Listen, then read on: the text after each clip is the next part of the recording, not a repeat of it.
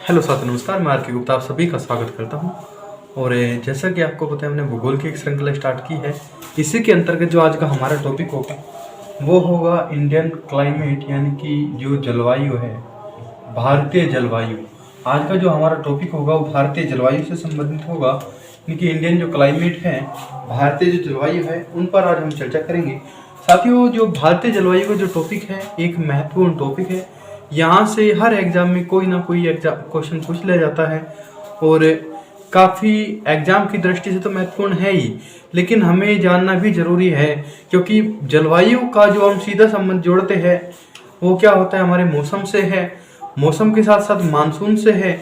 Monsoon in the sense यानी कि वर्षा कहाँ कितनी होती है, वर्षा होने के क्या रीजन है, क्यों उसी क्षेत्र में वर्षा होती है। तो आज हम इन सभी विषय पर चर्चा करेंगे। सबसे पहले साथियों, हम उसके बारे में कुछ बेसिक जो अंडरस्टैंडिंग है उसको डेवलप करेंगे, क्योंकि मानसून जो हमारे पास जलवायु जो शब्द है ये देखने में बड़ा छोटा है, लेकिन इसके सामने बड़ा बहुत ही एक अच्छा कॉन्सेप्ट एक क्रिएट किया गया है। तो सबसे पहली चीज हम इसे जान लेते हैं, जलवायु क्या होती है। ठीक है, एक इसमें शब्द आपको मिलेगा, जलवायु के साथ साथ मौसम शब्द मिलेगा, और मौसम के शब्द के बाद मिलेगा एक आपको मानसून, और एक यहाँ पे शब्द देखने को मिलता है ऋतुएं। जो हमारे पास ऋतु होती है तो कुछ ये शब्द आपको देखने को अवश्य मिलते होंगे। तो सबसे पहले अगर हम बात करें, देखो जलवायु होती क्या है। जलवायु को समझने से पहले हम सबसे पहले बात करते हैं मौसम की। सबसे पहले हम बात करते हैं साथियों मौसम की। और जो मौसम होता है यानी कि वेदर की अगर हम बात करें,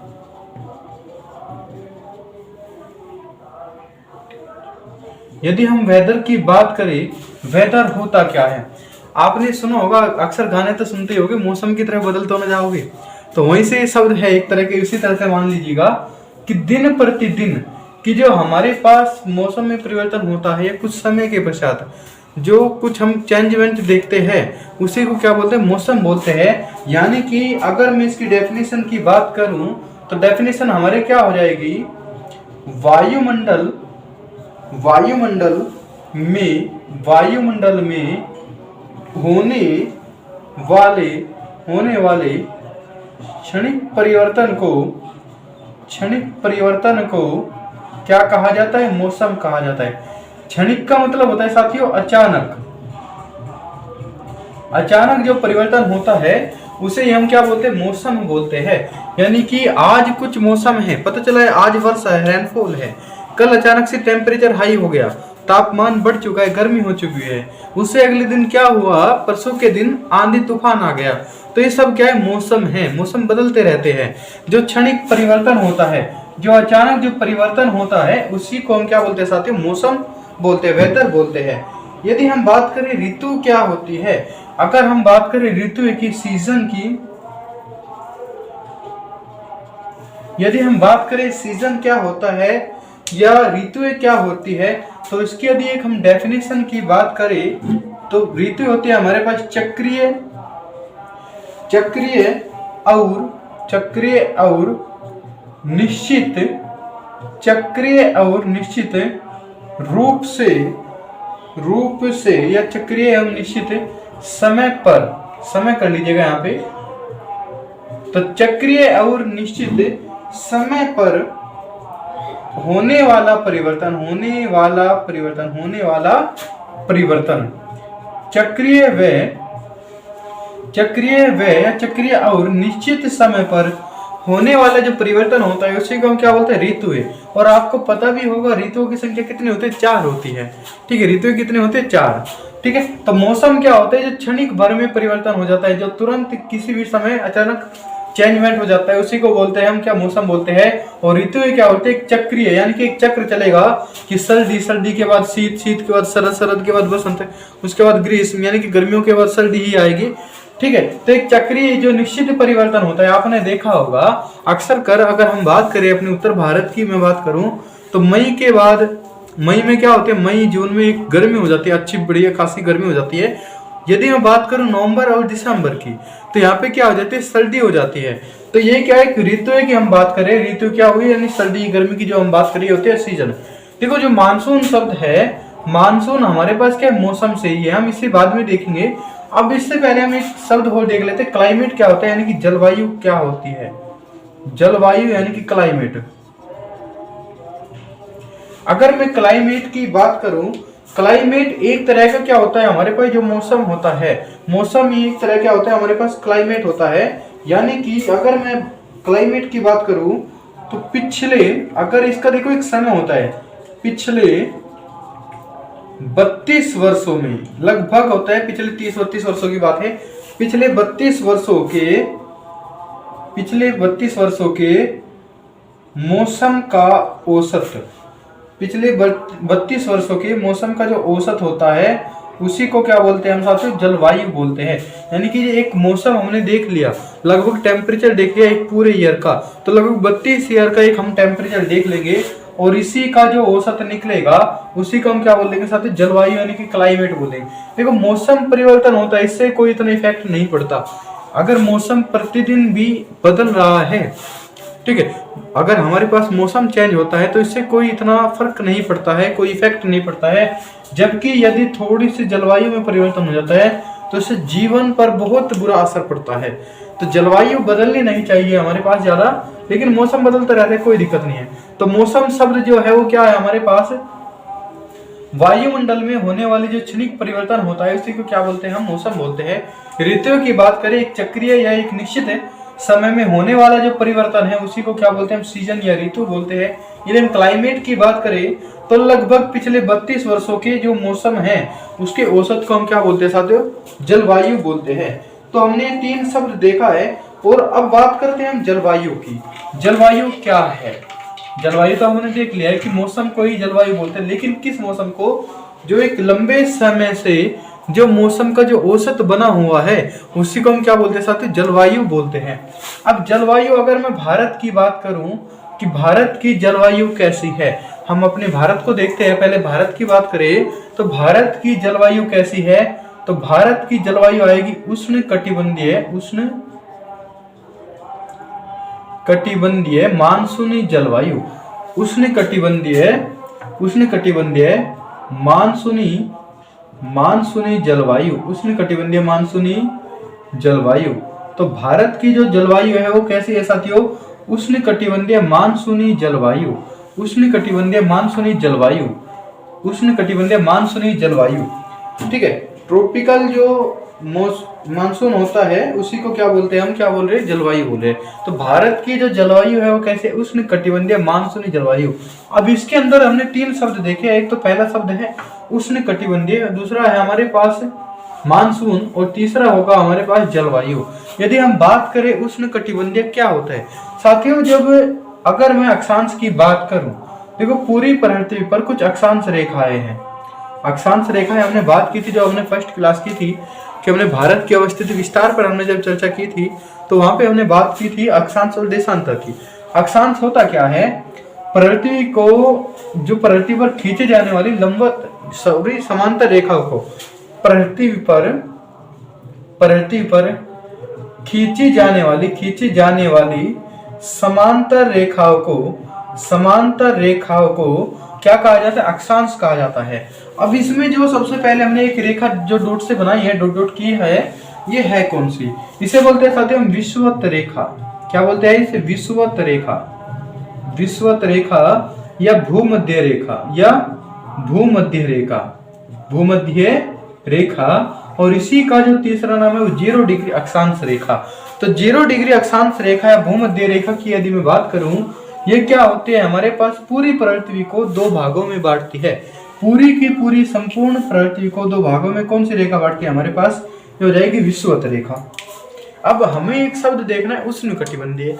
अब देखो साथियों, इसी में कुछ शब्द होते हैं। एक रेखा आएगी हमारे पास उत्तरी, देखो ये जो है हमारे पास विषुवत रेखा, इसी के जो उत्तर में जो चीज होगी, यहाँ से जो अगर मैं उत्तर की बात करूं, ये होगा हमारे पास उत्तरी गोलार्ध, यानी कि गोले का जो आधा पार्ट है इसे बोलते हैं गोलार्ध। तो उत्तर और दक्षिण में क्या हो जाएगा, सावधान, यानी कि जो हमारे पास दक्षिणी गोलार्ध की यदि बात करूं मैं, ये क्या हो जाएगा हमारे पास दक्षिणी गोलार्ध। तो उत्तरी गोलार्ध में जो यहाँ पे एक 23.5 डिग्री रेखा, उत्तरी गोलार्ध में 23.5 डिग्री रेखा है और इसी को कहा जाता है कर्क रेखा। Tropic of cancer. तो क्या हो जाएगी हमारे पास कर्क रेखा। यदि मैं बात करूं दक्षिण में 23.5 डिग्री की, यदि मैं बात करूं दक्षिण में 23.5 डिग्री की, इसे कहा जाता है मकर रेखा। इसे क्या कहा जाता है साथियों? मकर रेखा। तो दक्षिण में जो रेखा है 23.5 पर, इसका नाम है क्या? मकर रेखा। जबकि उत्तरी गोलार्ध में 23.5 डिग्री में क्या है हमारे पास? कर्क रेखा है। अब जब भी आप गर्मी को देखोगे तो सबसे ज्यादा जो गर्मी होगी वो हमारे पास होगी विषुवतीय क्षेत्र में। उसके बाद जितना भी हम विषुवत रेखा से दूर जाएंगे, चाहे तो हम ऊपर की ओर जाए, उत्तर दिशा में जाए, या हम दक्षिण दिशा में जाए, विषुवत रेखा से दूर जाने पर एक देखो कुछ बेसिक कॉन्सेप्ट होते हैं जलवायु समझने के लिए। कुछ हमारे पास कुछ बेसिक चीजें होती है। जैसे हम देखेंगे हवाई किस दिशा में चलती है। अगर थोड़ा सा भी समझ में आ गया ना हवाई किस दिशा में चलती है, क्यों इसी दिशा में चल रही है, तो जलवायु बहुत आसान है, मानसून बहुत आसान है। आप हर जगह से देख लोगे कि क्यों वर्षा यहाँ पर नहीं हो रही है, ये इसी क्षेत्र में क्यों वर्षा हो रही है। तो आज हम सबसे पहले देखो, हम वर्षा के प्रकार हम बाद में देख लेंगे। भारत में वर्षा कहाँ होती है वो बाद की बात है, वो खुद आप देख लोगे। हमें आज डेवलप करना है कि वर्षा यहीं क्यों हो रही है, कैसे वर्षा होगी, क्यों इस क्षेत्र में किसी पर्टिकुलर क्षेत्र में वर्षा नहीं होती। जैसे आपने सुना होगा, अगर मैं दक्षिण भारत की बात करूं, केरल में वर्षा होती है, जबकि केरल के इसी साइड में, यहाँ पे केरल है, यहाँ पे क्या तमिल है, तमिल में वर्षा नहीं होती है। उसका रीजन क्या है? सर्दियों के दिनों में तमिल में वर्षा होती है, इस साइड में यहाँ पे वर्षा नहीं होती है। इसका रीजन क्या है? तो इन सब चीजों को हम देखेंगे, लेकिन इसको समझने से पहले हमें कुछ बेसिक जानना बहुत जरूरी है। तो आज हम बेसिक पे ही चर्चा करेंगे, बेसिक। ठीक है, तो सबसे पहला पॉइंट है हमारे पास क्या है? विषुवत रेखा से दूर जाने पर, विषुवत रेखा से दूर जाने पर क्या होगा? तापमान कम होगा। तापमान क्या होगा? कम होगा, डिक्रीज होगा टेम्परेचर का हमारे पास। तो विषुवत रेखा से हम जितने भी दूर जाएंगे, चाहे हम उत्तर की बात करें चाहे दक्षिण की बात करें, टेम्परेचर हमारे पास क्या होगा? घटता ही जाएगा। जितने हम दूर जाएंगे इतना ही टेम्परेचर कम होता जाएगा।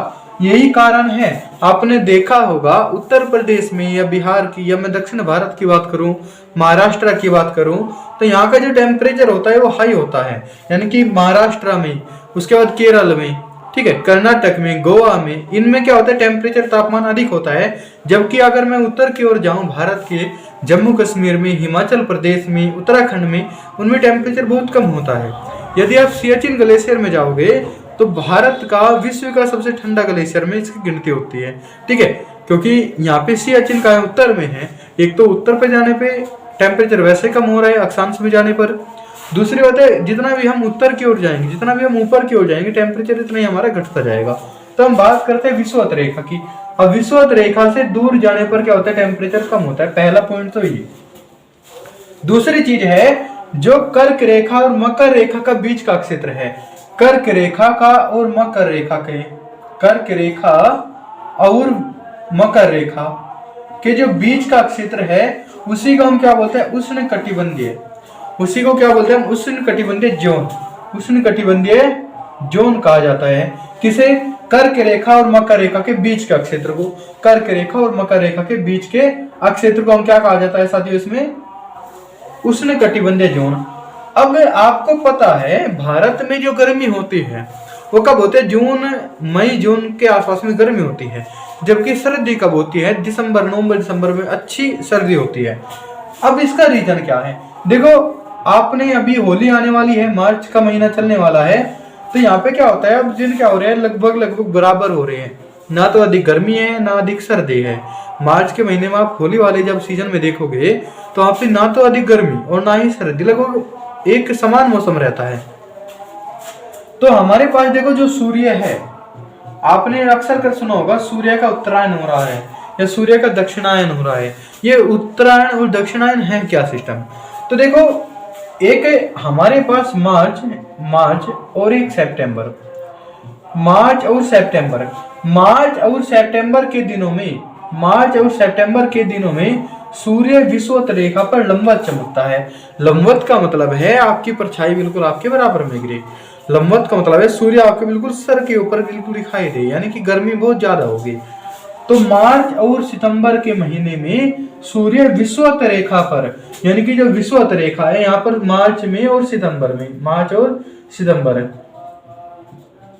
ठीक है, मार्च और सितंबर में मार्च और सितंबर में क्या होता है, सूर्य विषुवत रेखा पर बिल्कुल लंबवत चमकता है।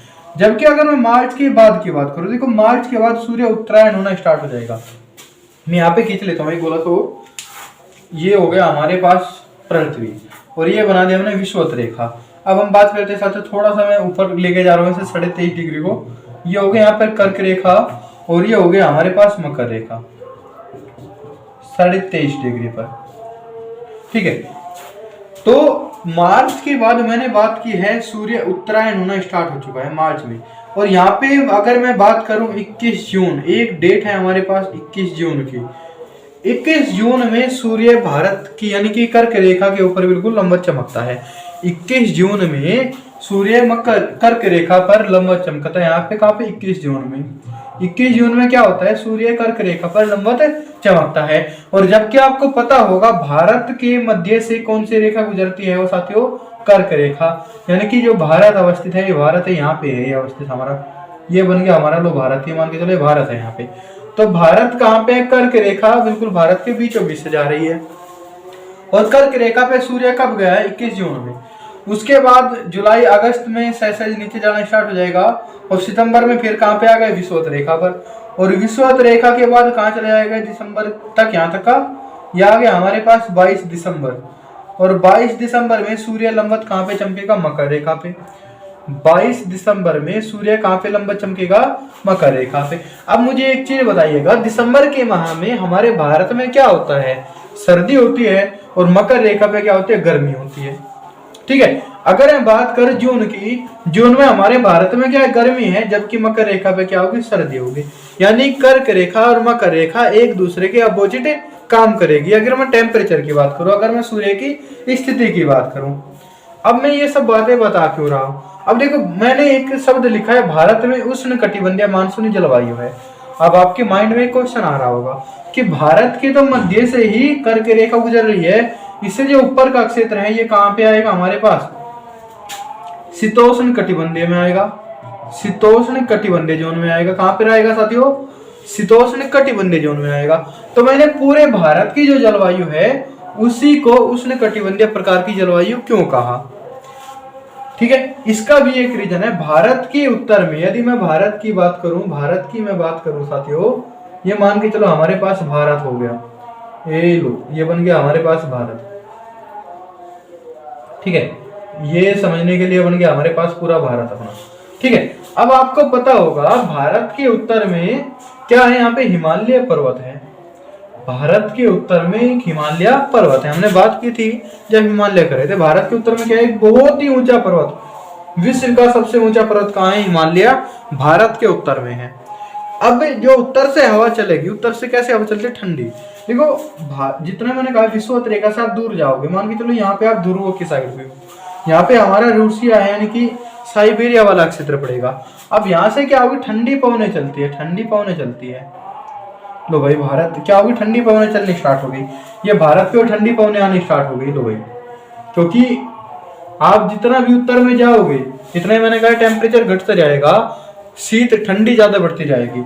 अब उत्तर से ठंडी हवाएं आ रही है साइबेरिया से, और भारत में क्या हिमालय पर्वत है, और हिमालय पर्वत क्या करेगा, इन हवाओं को भारत में आने से रोक देगा। जिस कारण भारत में जो जम्मू कश्मीर में या दिल्ली में जितनी सर्दी होनी चाहिए थी इतनी सर्दी नहीं होती है। वो रीजन क्या है, हिमालय का है। अभी हम साथियों अभी तो एक बार हम मोटे मोटे से देख रहे हैं, बाकी जब हम इसके कारक पढ़ेंगे, जलवायु को प्रभावित करने वाले कारक कौन से हैं, मानसून को प्रभावित करने वाले कारक कौन से हैं, वो हम सब बात करेंगे। अभी तो एक बार थोड़ा सा ओवरव्यू हम देख रहे हैं, हमें पढ़ना क्या क्या है, क्यों यहाँ पे भारत में से सर्दी नहीं हो रही। आप अगर विश्व में मान के चलो आप यहाँ पे क्या पे हो, आप 30 डिग्री अक्षांश पर हो, भारत कहाँ पे 30 डिग्री अक्षांश पे, 30 डिग्री अक्षांश पे अगर आप सर्दियों के दिनों में देखोगे उत्तर भारत, उत्तर विश्व के जो उत्तर में है, तो वहां पे बहुत ही अधिक मात्रा में सर्दी जमती है, सर्दी होती है। इतनी सर्दी होती है कि आंखों की जो पलकें होती है उस पर भी बर्फ जमने लगती है। लेकिन भारत में किसी भी क्षेत्र में इतनी सर्दी नहीं होती, सियाचिन को छोड़कर। उसका रीजन क्या है कि भारत के उत्तर में क्या साथी, यहाँ पर हिमालय पर्वत है, और हिमालय पर्वत क्या करता है, साइबेरिया से आने वाली ठंडी पवनों को भारत में आने से रोकता है। भारत में आने से रोकता है, जिस कारण से हम पूरे भारत की जलवायु को क्या बोल देते हैं, उष्णकटिबंधीय मानसूनी जलवायु। इसलिए पूरे भारत की जलवायु क्या बोलते हैं हम साथियों, उष्णकटिबंधीय मानसूनी जलवायु बोलते हैं। क्योंकि भारत में जलवायु विभाजन का जो काम करेगा वो क्या करेगा, आपका हिमालय पर्वत करेगा। आप विश्व में अलग ज्योग्राफी पढ़ोगे, लेकिन भारत में आने के बाद इसका कुछ ना कुछ चेंजमेंट आप जरूर मिलोगे। देखो भारत में इतने जैव विविधता है, भौगोलिक जैव विविधता भी बहुत ही ज्यादा है। आप कहीं पे देखोगे भारत बहुत ऊंचा है, कहीं पे देखोगे भारत बहुत नीचे चला गया है, कहीं पे आप पठार देखो, कहीं पे पर्वत देखोगे। तो भारत में भौगोलिक जैव विविधता बहुत अधिक है, विविधताएं अधिक है। इसी कारण से यहाँ की जो ज्योग्राफी है, जो जलवायु है, वो हर चीज अलग मिलेगी। भाषा भी अलग अलग है, ठीक है, हर चीज में जैव विविधता भारत में अलग मिलेगी, ठीक है। यानी कि विविधताएं, भारत का एक विविधता संपन्न देश है। भारत एक ऐसा देश है जहां विश्व में आपको बहुत अलग अलग जगह जाना पड़ेगा, लेकिन भारत एक अकेले देश में आप विश्व की हर चीज देख सकते हो। हर तरह का मौसम भारत में मिल जाएगा, हर तरह की फसल भारत में मिल जाएगी, ठीक है। जहां वर्षा नहीं होती वहां भारत में वर्षा होगी। तो बहुत अलग हमें पढ़ना है, थोड़ा सा समझ के चलना है। तो देखो अभी हमने हिमालय की थोड़ी सी बात कर ली। हिमालय भारत के उत्तर में है। हमने देख लिया कि उष्णकटिबंधीय जोन कौन सा था, कर्क रेखा और मकर रेखा के बीच का क्षेत्र को हम उष्णकटिबंधीय में रखते हैं। लेकिन भारत की जो जलवायु है कंप्लीट उष्णकटिबंधीय है। वो इसका जो मेन रीजन है वो भारत के उत्तर में हिमालय पर्वत है, ठीक है। अब साथियों कुछ पॉइंट और देख लेते हैं।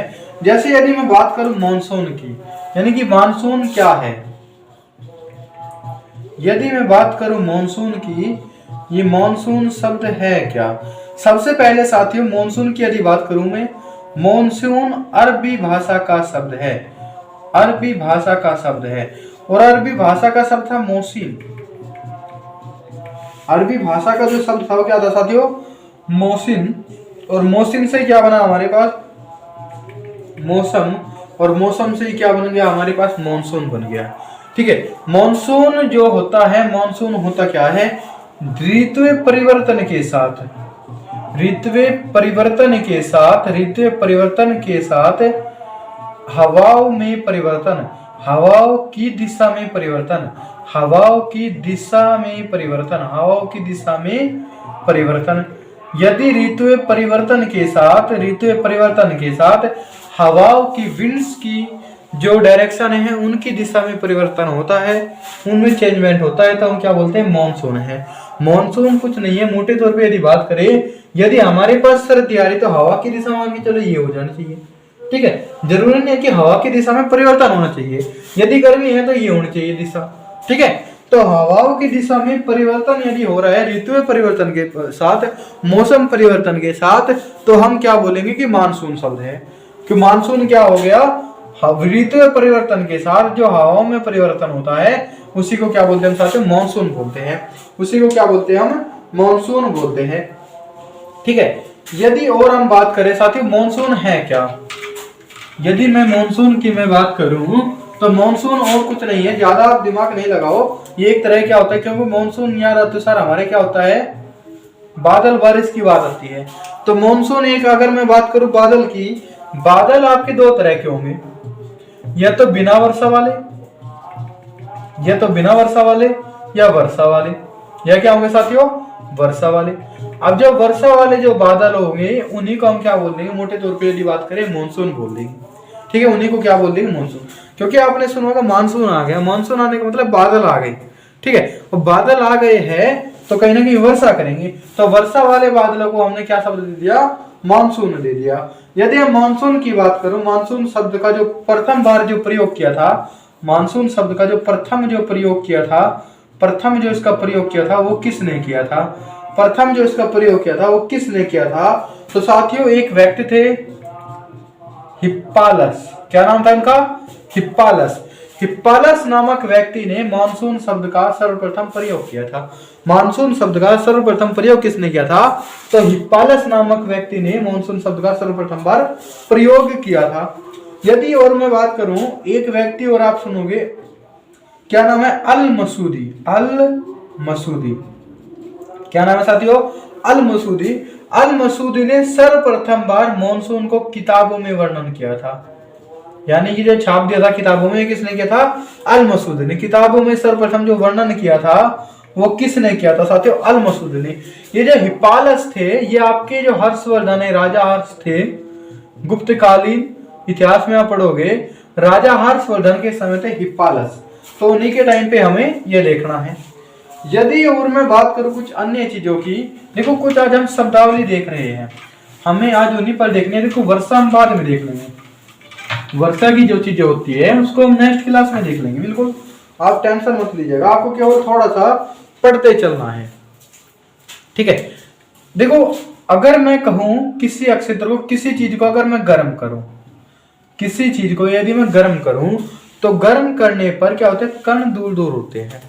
व्यक्ति को गर्म कर लो, किसी को गर्म करने का इन द सेंस मतलब नहीं व्यक्ति गर्म करने का, किसी आग पे बिठाने का, किसी को कहते हैं ना आग लगा दी, तो क्या होती है? एक दूसरे से अलग होने स्टार्ट हो जाते हैं, उसी से समझना। जैसे यदि मैं बात करूं पानी को, पानी को यदि आप गर्म करोगे तो इसके कण क्या होंगे? एक दूसरे से अलग होना स्टार्ट हो जाएंगे, यानी कि क्या हो जाएगा? भाप बनना स्टार्ट हो जाएंगे, वाष्प बनना स्टार्ट हो जाएगा। तो किसी भी चीज को यदि मैं गर्म कर रहा हूं तो इसके कण क्या हो जाते हैं? अलग अलग हो जाते हैं। वही चीज हमारे पास क्या आती है? विंड्स में आती है बात, हवा की आती है। यदि हवाओं को गर्म करूं तो ये क्या होती है? एक दूसरे से अलग होना स्टार्ट होते हैं कण, यानी कि हवा कहाँ गर्म होने के बाद ऊपर की ओर बढ़ना स्टार्ट होती है। हवाएं गर्म होने के बाद कहां पर? ऊपर की ओर बढ़ना स्टार्ट होती है। तो हवा की यदि मैं बात करूं, हवाएं गर्म होने के बाद मान के चलो ये हमारे पास कोई पर्टिकुलर क्षेत्र है, ये हमारे पास कोई स्थल है, ये हो गया स्थल नंबर ए, और ये हो गया हमारे पास स्थल नंबर बी, और यहाँ पे क्या भर दी मैंने? हवा भर दी। स्थल नंबर ए की यदि मैं बात करूं, पहले यहाँ की अगर मैं बात करूं तो स्थल नंबर ए में क्या चाहते हो? हवा है। अब हवा को मैं गर्म कर रहा हूं, तो हवा गर्म होने के बाद कहां जाएगी? ऊपर उठेगी। हवा ऊपर गर्म होने के बाद कहां जाएगी? ऊपर की ओर जाएगी। अब यहाँ का जो अक्षेत्र होगा, यहाँ का जो अक्षेत्र होगा, यहाँ पे पहली तो बात, ये अक्षेत्र ऊपर क्यों उठ रही है? क्योंकि हम इसे क्या कर रहे हैं? गर्म कर रहे हैं। तो जब ये गर्म होगा, गर्म होने के बाद हवा ऊपर उठ रही है, तो मुझे एक चीज बताइए, यहाँ का जो टेम्परेचर होगा, तापमान होगा, तापमान कैसा होगा? तापमान क्या रहा होगा? यहाँ पे अधिक रहा होगा। तो यदि मैं बात करूं हाई टेम्परेचर की, जहां पर हाई टेम्परेचर होगा, जहां पर अधिक तापमान होगा, वहां हवाएं कहां होगी? ऊपर की ओर उठना स्टार्ट करेगी। अब सपोज दैट आप एक टब पानी का ले रहे हो, आपके पास एक टब पानी है, उसके बीच में से एक बाल्टी पानी की निकाल लीजिएगा आप, तो आसपास का जो पानी होगा फिर से वहां इकट्ठा हो जाएगा। कोई आप इंसान की बात करिएगा, कोई इंसान है, किसी से अलग हो रहा है, कोई एक व्यक्ति, एक पर्सन है, एक व्यक्ति है यहाँ पे, ये व्यक्ति हो गया हमारे पास, ठीक है, ये व्यक्ति है, ठीक है। तो कोई इस व्यक्ति से ये अलग हो गया, मान के चलो ये एक और व्यक्ति है, नहीं है, तो इस व्यक्ति से क्या हो गया साथी? अलग हो गया, इनके आपस में लड़ाई बन गई, ठीक है। अब कोई अगर इसका दुश्मन होगा, वो कहाँ इसके पास जाएगा? भागा भागा, कह लेगा मैं तेरा दोस्त हूँ भाई, ठीक है, क्या बोलेगा? मैं तुम्हारा दोस्त हूँ। क्योंकि दुश्मन का दोस्त क्या होता है? दुश्मन का दुश्मन आपस में क्या होते हैं? दोस्त होते हैं, यानी फ्रेंड होते हैं। तो वही चीज है, अगर किसी क्षेत्र की कोई जगह खाली हो जाती है तो उसे भरने के लिए कहीं ना कहीं से चीजें आती है। अब यहाँ से हवाएं ऊपर की ओर चली, तो अचानक से यहाँ से जो हवाएं थी वो यहाँ पे आना स्टार्ट हो जाएगी, यहाँ पे आना हवाएं स्टार्ट होगी। तो अगर मैं हवाओं की बात करूं, हवाएं किस दिशा में चल रही है? यदि मैं हवाओं की बात करूं, हवाएं की दिशा कैसी होती है? हवाओं की दिशा कैसे होती है? साथ ही मानसून को समझने के लिए, जलवायु को समझने के लिए ये बहुत जरूरी है समझना हवाओं की दिशा, क्योंकि वर्षा का जो मेन रीजन होगा वो क्या होगा? हवाओं की दिशा ही डिपेंड करेगी किस क्षेत्र में वर्षा होगी और यहीं पे क्यों होगी, ठीक है। तो हवाएं कैसी चल रही है हमारे पास? देखो यहाँ पे अधिक टेम्परेचर है और यहाँ पे क्या होगा? लो टेम्परेचर होगा। ये क्या होगा? लो टेम्परेचर, यानी कि यहाँ पे लिख देता हूं मैं, कम तापमान होगा, कम तापमान होगा। क्योंकि अगर यहाँ पे भी अधिक तापमान होता तो यहाँ की भी हवा कहाँ जाती? वही ऊपर की ओर उठना स्टार्ट होती। लेकिन यहाँ अगर यहाँ पे कम तापमान होगा तो यहाँ की हवाएं भारी होगी, तो यहाँ की ओर इधर आने स्टार्ट हो जाएगी। तो यदि मैं हवाओं की दिशा की बात करूं, हवा किस दिशा में चलती है? तो कम तापमान से अधिक तापमान की ओर, अधिक तापमान की ओर। तो हवाएं किस दिशा में चलती है साथियों? कम तापमान से अधिक तापमान की ओर चलना स्टार्ट करती है। कम तापमान को हम अगर एक ज्योग्राफिकल नेम दे तो इसे बोल देते हैं निम्न तापमान। क्या बोलते हैं साथियों? निम्न तापमान। कम को क्या बोलते हैं? निम्न। और अधिक को बोलते हैं उच्च टेम्परेचर, यानी कि हाई टेम्परेचर, यानी कि उच्च तापमान। तो हवाओं की अगर दिशा की मैं बात करूं, हवाओं की दिशा कैसी होगी? कम तापमान से अधिक तापमान की ओर चलना स्टार्ट करेगी। तो हवाएं कैसे चलेगी साथियों? कम तापमान से अधिक तापमान की ओर चलेगी। अब अगर मैं एयर मास की बात करूं, यानी कि वायु दाब की बात करूं, एक शब्द आता है साथियों वायु दाब।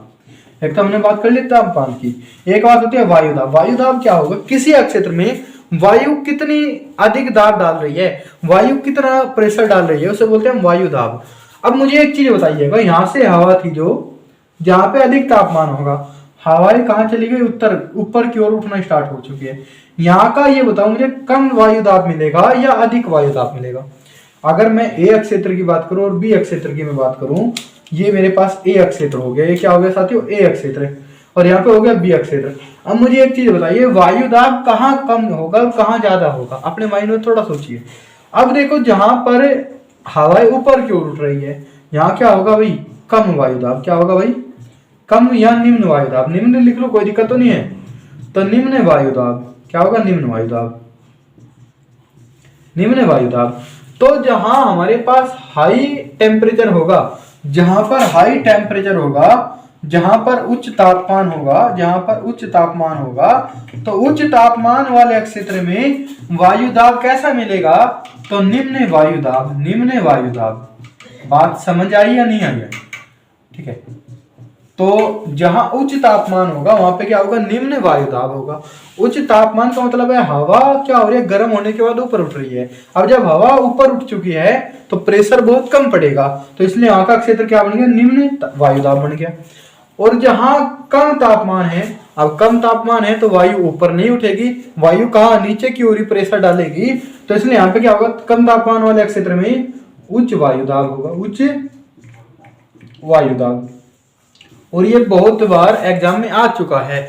हवाओं की दिशा कैसे होती है? हवाओं की दिशा यानी हवा किस दिशा की ओर चलना स्टार्ट करती है, या हवा कहाँ चलती है? तो मोटे तौर पे ध्यान रखना है। यहाँ पे देखो, कम तापमान को हम क्या बोले? उच्च वायु दाब। क्या बोले? उच्च वायु दाब, उच्च वायु दाब।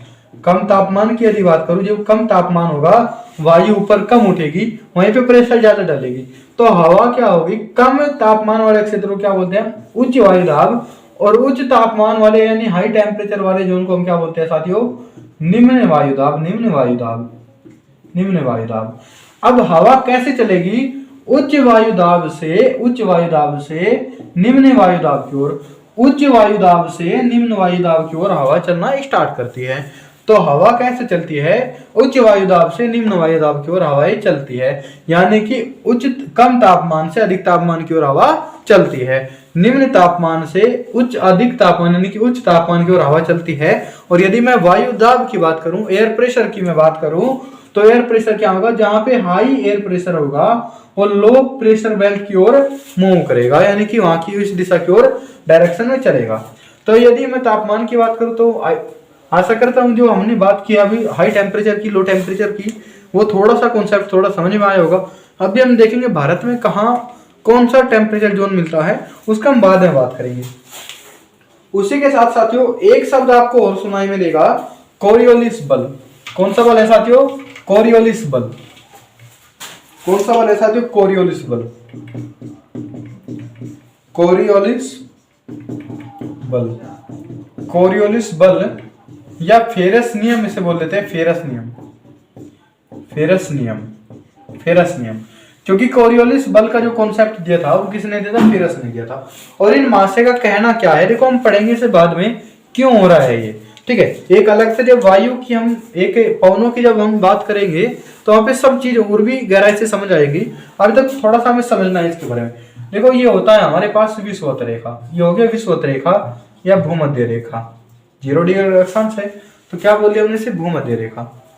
तो इन महाशय का कहना है जो उत्तरी गोलार्ध है, उत्तरी गोलार्ध में हवाएं अपनी दाहिनी ओर मुड़ती है।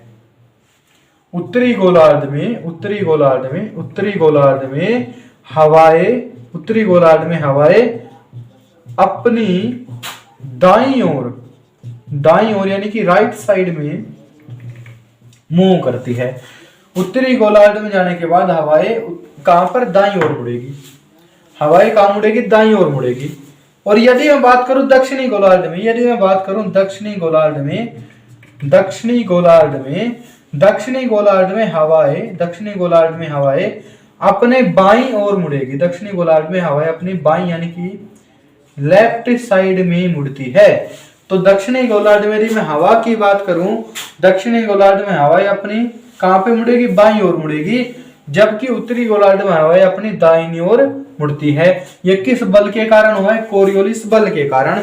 और ये किसने कहा था कि भूगोलवेत्ता थे, फेरस। ठीक है, इन्होंने इसका नाम दिया था फेरस, या फेरल भी बोल देते हैं, फेरस या फेरल। तो फेरल भी लिख लेना यहाँ पे, फेरस या फेरल। ठीक है, तो कुछ आज हमने इसके बारे में बेसिक समझा है। अब जो नेक्स्ट वीडियो होगी, देखो जलवायु से संबंधित मिनिमम 3 वीडियो आएगी। तीनों वीडियो में एक हमें क्या करना है, नेक्स्ट वीडियो हम करेंगे कारक की बात, जलवायु को प्रभावित करने वाले कारक कौन से हैं। उसके बाद हम बात करेंगे भारत में वर्षा का वितरण, किस क्षेत्र में कितनी वर्षा हो रही है, क्या क्या वहां पे इफेक्ट है। ठीक है, वो चीजें हम देखेंगे। और आशा करता हूं आज की वीडियो आपको अच्छी लगी होगी, कुछ कॉन्सेप्ट आपके क्लियर हुए होंगे। और कमेंट सेक्शन में आज बताना जरूर है आपको सभी को। ठीक है, तो आज मैं कमेंट सभी के चेक करूंगा आपको कितनी चीजें समझ आई है और कितनी नहीं आई है। ठीक है, ओके। और चैनल को थोड़ा सब्सक्राइब भी कर दिया करो यार, ऐसा क्यों, बिल्कुल कुछ और थोड़ा नहीं बोल रहे आपको, केवल इतना सी तो एक चीज कह रहे हैं, एक शेयर कीजिएगा अपने साथियों में। ठीक है, ओके। वीडियो को अंत तक देखने के लिए आप सभी का धन्यवाद।